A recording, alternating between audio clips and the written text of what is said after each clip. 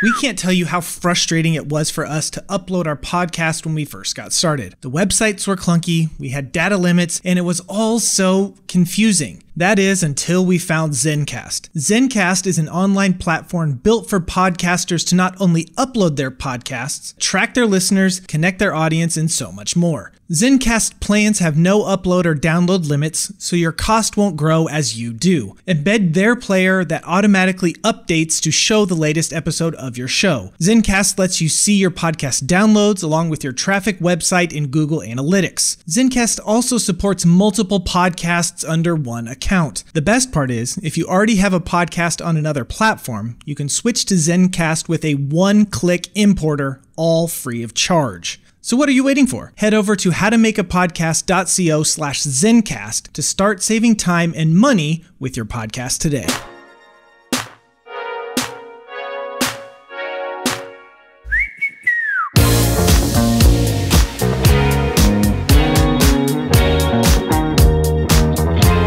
Hello and welcome to How to Make a Podcast. My name is Nick Miller and I am joined, as always, by my good friend, my co-host, Mr. John Bunn. John, how are you doing today? I'm doing really well. I'm super pumped about this content today. I'm really excited about the growth in our Facebook group. We've seen so many people in there, nearing 3,000 in the Facebook group as of the time we record this. 3,000 plus downloads of this podcast. Momentum is building. We are slowly digging every single day and growing this podcast, helping so many of you all. And yeah, I'm so jazzed up. I'm excited. I've had a lot of caffeine. And Nick, today's subject is kind of my baby. I'm not going to lie. This is something I've really honed in on in our How to Film Weddings podcast. And I'm really excited to kind of break this information down for our listeners. Yeah, so in our Facebook group, which if you're not a part of, just look for How to Make a Podcast on Facebook, join our Facebook group. But we have the ability, because of our Facebook group, to ask questions and, ask our listeners, ask our members, what are some things that you want to talk about? What are some things that you want to learn from us from? And this topic was something that a lot of people came back on and said, I want to learn about that. I want to know more about that. Where can I get that? And as John said, this is kind of his little baby. He's my little baby. He's the one that's been really pushing for this. He's the one that, presented this idea to me. And it's not a new idea that we just came up with, out of thin air. Other people do this, but podcasters, it's not something that we've seen a lot of them do it. So John, I'm going to let you kind of take this ball and run with it and explain our topic for today's podcast.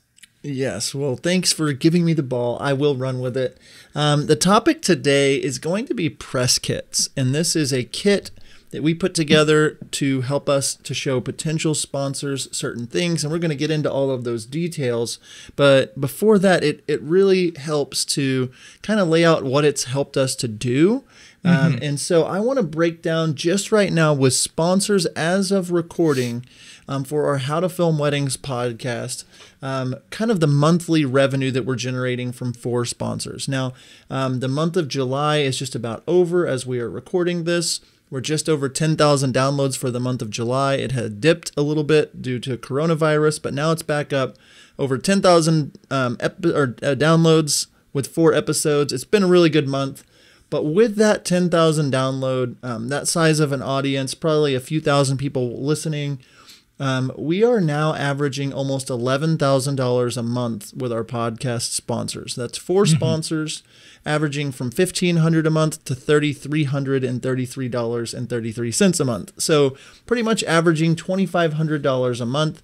And that has all come from building a press kit and being able to show what we are able to offer to a podcast sponsor. So if you think about it, Nick, if you're a sponsor and you get, or somebody that might be a sponsor, like if someone reaches out and says, hey, I want you to sponsor my podcast, you need a visual representation of what it is that you do, your branding, your design, so they can get a better picture of it. And so we'll break that down in just a second. But I want to talk, Nick, too, before that, we don't just say, hey, get a press kit, now you have money, now you have sponsors. there's something in between that. That is building relationships with potential sponsors. Why don't you talk about some of the things we did to build relationship instead of just going in and trying to score on that first date? Yeah, absolutely. So before I get into this little story a bit, we went pretty in depth in this in episode 3 of How to Make a Podcast. So if you want to kind of hear more about how we build relationship with sponsors, build with companies so that we can get those sponsors, you might want to head over and listen to that one. That's episode 3 of this podcast. But the short of it was we had built a pure audience for our How to Film Weddings podcast, a pure audience of wedding videographers. And so whenever we had that pure audience, we were able to approach various brands and talk to them and build relationships with them. The first sponsor that we actually landed was a company called Musicbed, and they are a music licensing service that it is very popular among wedding videographers. And we actually reached out to them. I think it was in like January of 2019. We actually had their CEO on the podcast, but they didn't sponsor us until it was May or June. So it was quite a few months later, because we were building that relationship and showing them that we were legitimate and building that pure audience and all of that. So, and in meeting with their CEO, we found that our businesses were very like-minded. So we showed that we were legitimate. We kept going with it, right? There's so many people that start a podcast and then 3 months later, they're like, oh, this is a lot of work, so I'm done. We kept it going. And, we saw that we were like-minded, the direction that we were going. And so we were able to land that sponsor. And because of that, because of the relationships that we built with Musicbed, now we kind of have that ball rolling. We have a sponsor. So it's much easier to land sponsors 2, 3, and 4 after you get that initial one. And because of who Musicbed was, like, they are our lowest paying sponsor, but we love their product and love their service, and we're going to push it and love it anyway. And so for us, it made sense for this first one to maybe do it a little bit less to get that ball rolling. And then with the other ones, then we're able to charge a little bit of a premium for those sponsorships. Did I say anything I shouldn't have? No, you said things. No, you did. You did good. In referencing episode 3, we do go deep into that. If you're just finding us on episode 10, and then, if you want to roll back to episode 3, we go into a lot more depth. But yes, that is the gist of it, is building that relationship.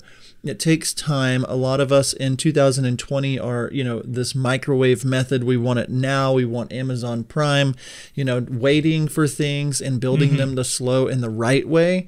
A lot of people just aren't willing to have that time and that relationship building and that digging.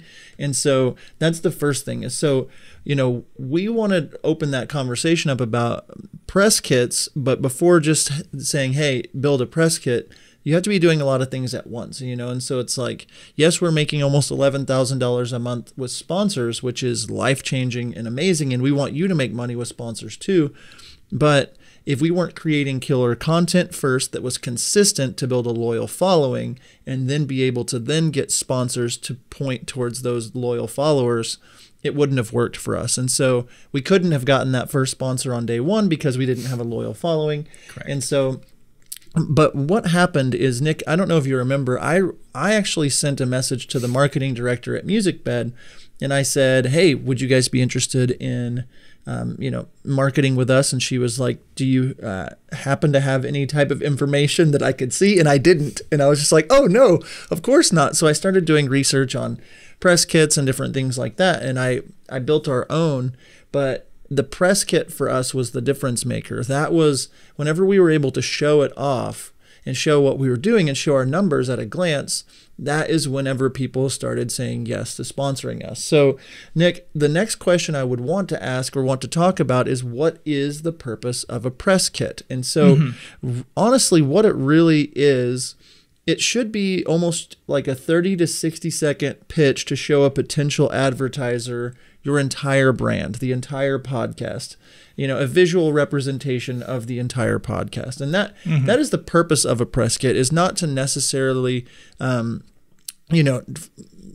you up, make you seem amazing only, but it's there so you can not only show a sponsor what you're about, but hopefully point them into the direction of booking you as one of their, people that they market with. Am I missing anything? No, I don't think so. It's, so many people have a real problem with bragging about themselves. Some that don't, but a large majority of people have a real tough problem talking about themselves. And if you want to land a sponsor, you need to put yourself in the best light possible, and you need to brag a little bit. But it's not bragging as in, oh, I got like 100,000 downloads whenever you only got 50. Like you're not lying about that, right?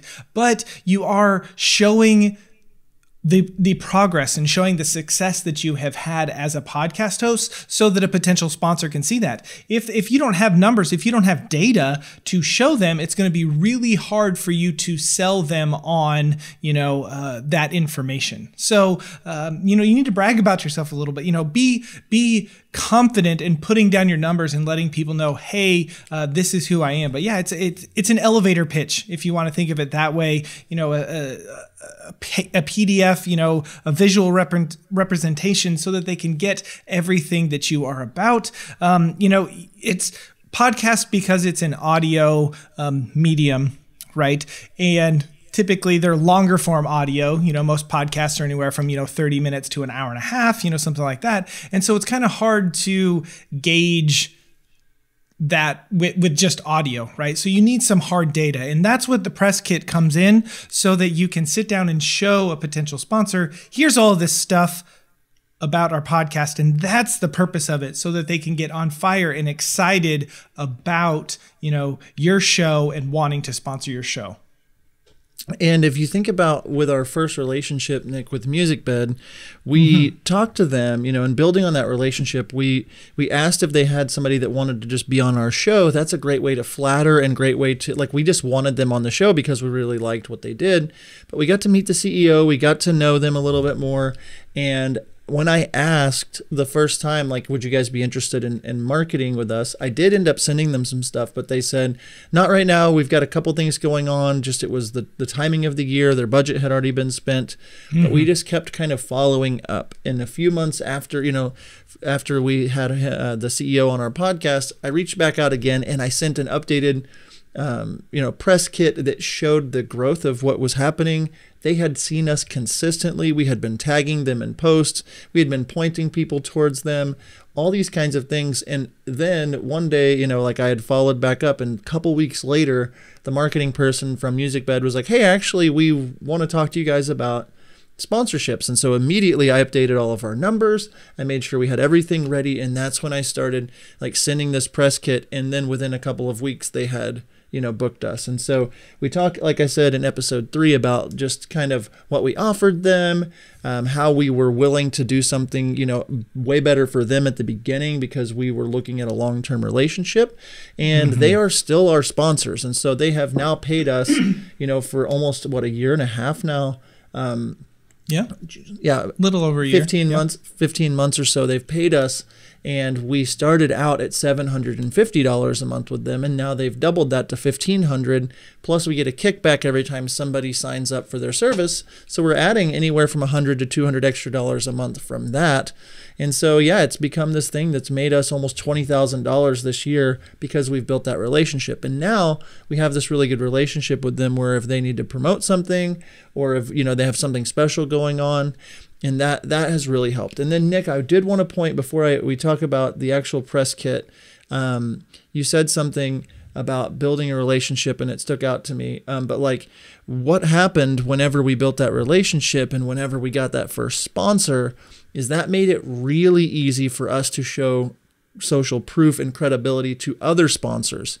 And so as soon as we had that sponsor, I was able to reach out to another couple of people, brands that we loved. We realized, man, if we just talk to brands we love, and I said, yeah, Musicbed is with us. They've been sponsoring us. They're doing, and just kind of showing that social proof, that made it easy to get number 2 and number 3. And then you can ask those sponsors to give you testimonials, how it's going for them. And then the ball is rolling. And so now we're kind of out of space. We have 4 sponsors. We don't really have much room for ads. We have people that are wanting in, and so like we are letting our current sponsors know like you got in at a good time, like just keeping that ball rolling with it's you have a limited amount of space for ads, and so it all worked together, and it's really been pretty neat to see like now when we reach out to a brand, it's much easier. Yes, and we have some really exciting news that we're premiering on this episode of the podcast today. We're talking all about podcasts, we're talking about podcasts, but we're specifically talking about the press kit. We have some really great news for the first time ever. Our podcast press kit template, say that 3 times fast, is now available at howtomakeapodcast.co/shop. It's howtomakeapodcast.co/shop. Our press kit template. It is a Photoshop document, a PSD document that you can go in and edit it and make your own. But it's our template that we have made that you can buy and you can take and make your own. And this week only, the launch week, use the promo code HTMAP. How to Make a Podcast, HTMAP25, and you will get 25% off of this purchase this week only. I know, John, you're really excited about it. Do you have anything to add there? No, I think we can get down into the nitty-gritty of what that actually is, what we include in ours. I am really excited because a lot of people, with our podcast blueprint course, this is included, but some people are like, hey, I really want that press kit. And so we wanted this to be the first product that we put out in our digital template shop. So yeah, hurry over to howtomakeapodcast.co/shop. Nick, I want to talk about what the press kit includes, but I think we should do that right after this break. Okay. If you have a pulse, you probably hate the subject of taxes and running the bookkeeping portion of your business. But like it or not, if you want to be a successful podcaster, you are going to have to pay attention to your numbers. But don't worry, we have the answer for you, Core Financial. Our friends over at Core Financial have taken the pressure off of us so we can focus on what we love doing most, running our podcast. They take care of all of our taxes, monthly bookkeeping, financial plans, and make sure we take full advantage of all of the tax benefits we qualify for. It just feels good knowing we aren't going to get a big surprise during tax season. If you are serious about building a business with your podcast, head on over to howtomakeapodcast.co/core to see what they can do for you. So you've got everything you need for your podcast. You've recorded your audio and video. You're so excited, but wait, you don't know how to master the audio or edit the video of your podcast. We know someone who can help. The podcast editors. Picture this. You record both audio and video for your podcast. You upload it to your remote editor, and a few days later, your podcast is ready for you to upload and push to the world. What will you do with your extra time? Connect with sponsors? Grow your Facebook group? Start that project or even course you have dreamed of for months? The possibilities are endless. We are blown away by the podcast editors and love working with them and using their services. They can edit audio, video, or both for your podcast. Don't get stuck trying to do this on your own. Get in touch with the podcast editors today. If you'd like to save 50% off of your first project, head over to howtomakeapodcast.co/thepodcasteditors. And we are back from break, and we're starting this segment with the question of the day presented by Zencast. Today's question of the day, Nick, what should your press kit include? This is really good. If you've never heard of a press kit before, you might be sitting there thinking this exact question, right? Like what do I put in it? What should this press kit include? And like we said, this is an elevator pitch. This is a 30 to 60 second kind of idea, just kind of quick summary of your business, of your podcast, and what it's all about. So the best thing for you to include are going to be things like your numbers, right? We're talking about download counts or listens counts. Real quick side note, downloads and listens, that's the same thing. I know that people have questions about that. Downloads, listens, it's the same thing. How many followers do you have on social media? If you have a Facebook group, how many people are in that? How many emails do you have on your email list? These pieces of information that can really build you up and make you look like you've been working really hard, which you have been working really hard, and you can really track and show that growth. So as one of the things that we include when it comes to numbers is we say, this is how many listens we had in January and February and March and April, so that we can actually show a progression of this month we had 5,000, the next month we had 5,500, the next month we had 8,000, the next month we had 10, so you can really see the upward trend and growth of your podcast. It makes potential sponsors say, ooh, this could be someone, because I would much rather have a pure audience of 5,000 than a not pure audience of 100,000. So putting that proof out there. John, is there anything else that we should add about numbers? I think that some people try to overload press kits with too much information. Every single episode download count, things like that. Yeah. Basically, you're wanting to give enough information for the potential sponsor to have some questions or to see, like most people that you're reaching out to, CEOs of companies, things like that, if you show them and present this in a way that's easily digestible, to say, wow, look at this thing, it's growing. I might want to get in before it blows up, or I see all this potential for my audience. Like if you imagine being a wedding filmmaking product, some kind of product for wedding filmmakers like Musicbed or like Wedditor, a service that edits wedding films. If somebody came to you with data easily, digestible, that says, yeah, we've got 700 wedding filmmakers that listen to this. Like that's not a lot of people in the grand scheme of things, but if it's your direct market, that person's probably going to start chomping at the bit to see what they can do to get their product in front of them. And so yes, on the press kit, having these numbers and always pointing it in a light of the growth that you're having, the total number of, that kind of stuff, pushing to show, oh, this thing is growing, this thing is doing well.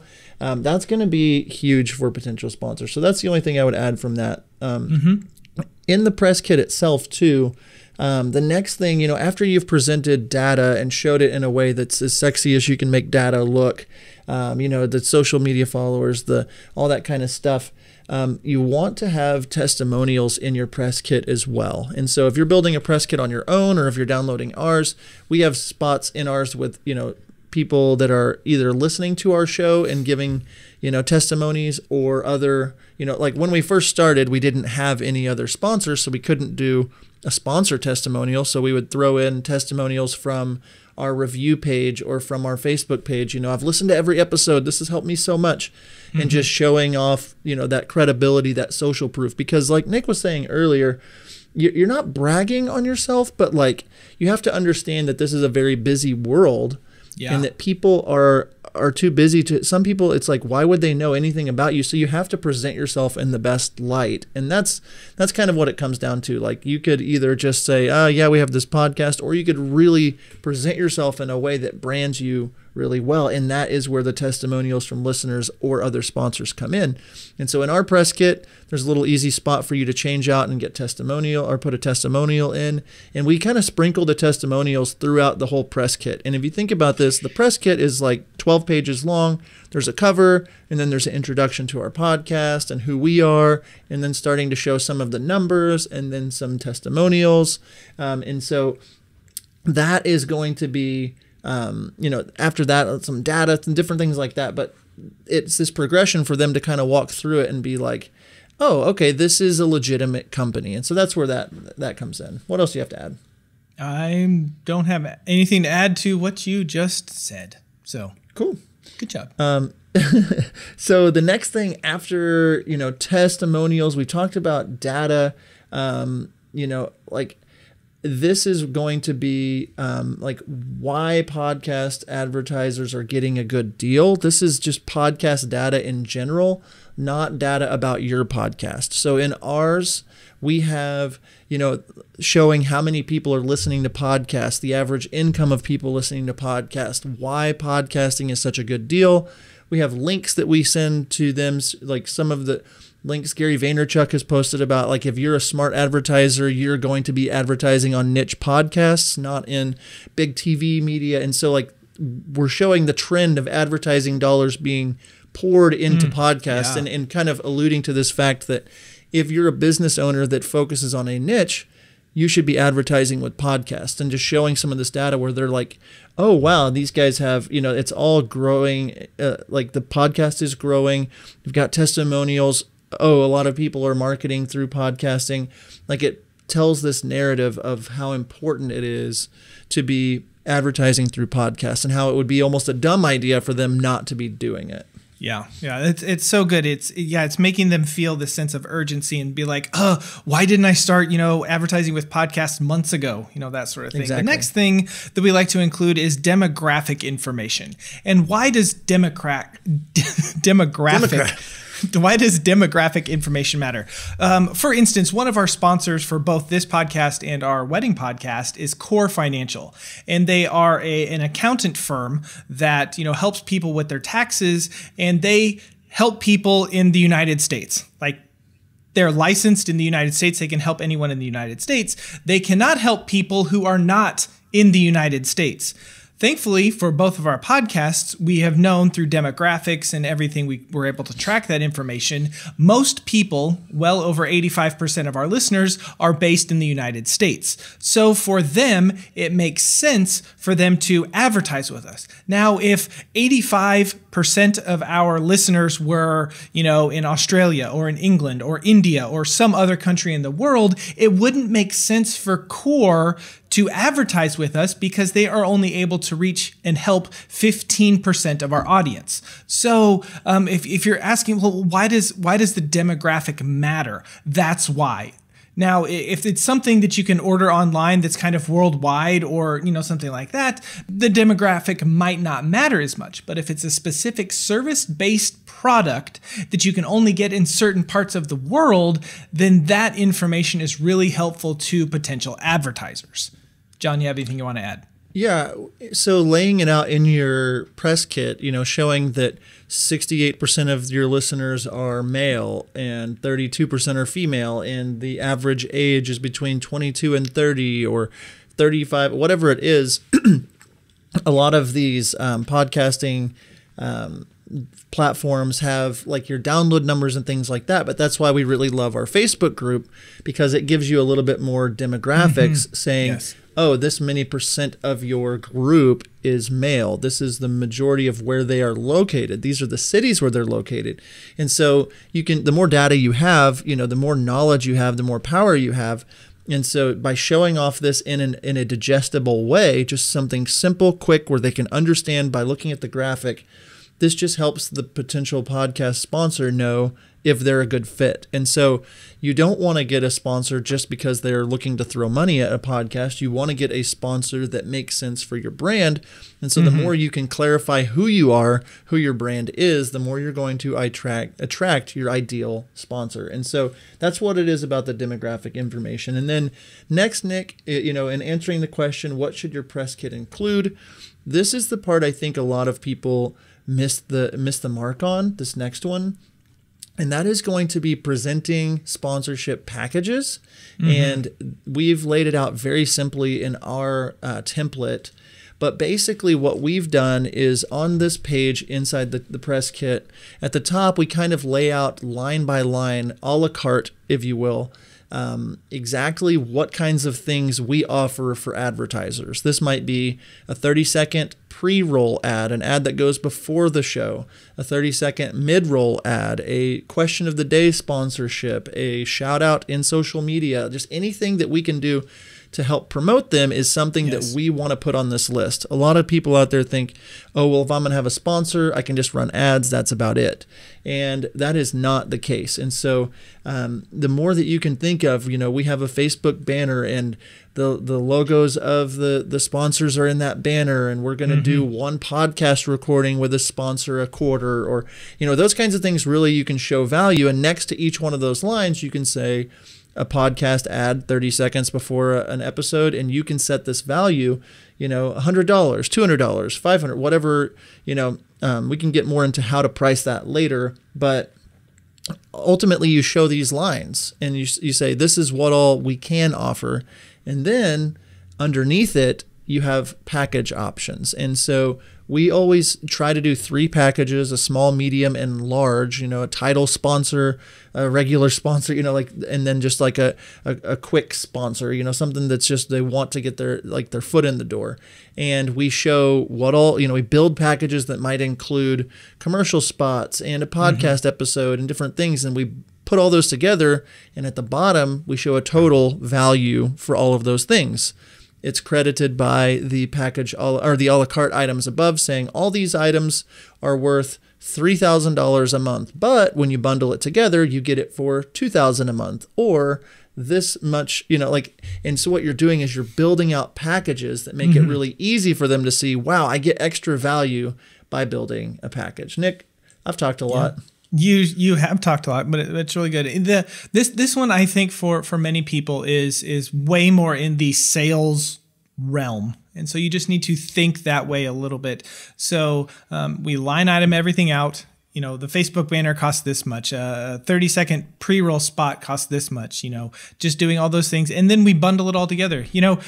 We hear about bundles everywhere all the time. Your internet company, it's like, well, if you get cable television, cable internet, and phone, you bundle it all together. You say, why is that? Well, it costs them about the same to do just one as it does for them to do 3. So they price it in a way so that if you get just one, you're paying more for it. And if you bundle it all together, it's a little bit cheaper. So, you have these bundles and people go for those things. So you just present it in a way that is going to make it sound like they are getting a good deal, and they are getting a good deal, but you are getting a good deal as well because they're paying you to do all this stuff. So the thing with the press kit is that you really want to show the growth that you have had or the potential for growth that you are going to have. Phrase it in a way, make it look like, hey, we are projecting we're going to do this, make the advertiser feel like you have the next big thing that is in your niche. And if they do not get with you now, they are going to miss the boat. Okay, they are going to miss the boat. We actually had a different editing service reach out to us and talk to us about them, being a part of our podcast, and they decided to pass on us. And now, today, I think that they are kicking themselves a little bit for passing on us with our wedding our wedding sponsorship just a little bit, because they have seen that what has happened with this other editing service that, we have hired. So, show that growth, show that potential for growth. What else? Am I missing something? Well, just in a little bit of recapping before kind of getting into the end of this podcast, because we're trying to keep them around 30 minutes for you guys. But your press kit should include easily able to read data. It should include testimonials. It should include data about podcasting in general and why they should be using podcasts as a form of marketing, demographic information, and then packages. That is going to be, what needs to be included in your press kit. If you think that you should include something else, leave it in the comments. We'd love to kind of hear from you. But that's what's really worked for us. And every time I'm about to send another sponsor this packet, I change up the numbers, make sure they're up to date. That's why I love having a template. And then I can update the package prices and different things like that. And the last little bit about the packages before we talk about how we deliver this to our potential sponsors is by showing them the full number of what it's worth, then showing them the discount, and then showing them the total value. It just builds this psychology in their mind. Then it's like, wow, I'm getting a really good deal with these bundles, like Nick was saying. And so by adding that with the showing of the growth and the potential, and then, we don't just email this to them. We walk through kind of how we deliver, we'll talk to them through this and walk them through this once we've sent it to them. But like showing that growth and potential, adding all these things up has made it much, much easier for us to close sponsors. And by finding people that we know are like-minded, like Nick was saying, that can afford to market with us, that aren't necessarily humongous brands that don't need us, and then laying this information out. I don't know if we've had a sponsor that we've talked to that hasn't booked, we've had one sponsor come and go, but they had so much work that they were like, we're good for right now. We still have a great relationship with them, but it's been a pretty easy sale whenever you lay it all out like this and it is a process. And so, Nick, I think I kind of wrapped that up. There's so much more to talk about. I could probably talk for another hour, which is what I do. But it's true. How should you deliver this press kit? Yeah, so there's a couple of different ways that we would recommend. One is, just create a template. Make sure the file size is as small as it can be. Okay, you don't want to send someone like a 50 megabyte file. Try to do 5 megabytes or less, and just send them an email. Put it in there, send it to them, and then they can look at it that way. Another thing would be, if you have a website, which we highly recommend that you do have a website, is for you to create a page on your website that you just upload this PDF to, put all this information out there so that they can look at it. One thing that I was thinking of is the visual presentation matters, and that's why we have this template that you can put photos and you can put graphics and you can put stuff in it so that it looks nice. If you're just sending them a Word document, with line item, like that can get really boring and kind of tedious. So if you do a link to your website or something like that, I wouldn't just list out the information. I would make something that looks nice, that looks pretty, so that jumps out to people. So like, yes, I want to be a part of this company's podcast. They look professional. They look like they have it all together. I want to advertise with them. What do you got? And if you're doing it online, which is where we're moving a lot towards, is building this kit and then making links that are easy. But regardless, you want links for them to be able to click and listen to your podcast, to be able to see it if you have it on YouTube. And so by letting them visualize it and hear it, they can get that picture. And so, whether you're delivering via PDF, we do that, or if you're delivering, PDF, and in that email you're sending some links so they can click and watch your show. The whole point of all of this is to make it easy for them to see your brand, to see what you've put together. And if you don't have that figured out yet, it's probably not the right time to get sponsors or to reach out to sponsors. But Nick, we're coming up at the end of our hour. I do want to say one more time that as of today, right now, the template is available at howtomakeapodcast.co/shop. If you go there and enter code HTMAP, how to make a podcast, HTMAP 25, you're going to get 25% off. And Nick, as a bonus in that, we're including a video where I walk through Photoshop on how to edit this, because that might be a little bit worrisome to some of you all, and we make it very easy to show you how to edit it. And also is included another link where Nick is walking you through a free program, so it's going to be pretty easy for you to manipulate this, change this, and use it for your podcast. So it's only going to be available for this week at the 25% off, and then it's going to go back to full price. Yep. So if you're listening to this, months from now, sorry you missed out on that discount. But you can still head over to howtomakeapodcast.co/shop, and you can pick that up, this new press kit. It's going to radically change your podcasting business, especially if you want sponsors. This is something that you need if you want to go after sponsors and try to pull them in so that they can sponsor your podcast. So again, it's available at howtomakeapodcast.co/shop. Promo code is HTMAP25 for 25% off. That's this week only. John, it's been really great catching up with you, for talking about this. I know this, again, is your baby. This is your thing. You're so excited about it, and we are really, really excited for it to be out in the world for other people to download and use, and help them succeed in all of their podcasting dreams. Thank you so much for listening, and until next time, we will see ya. See ya.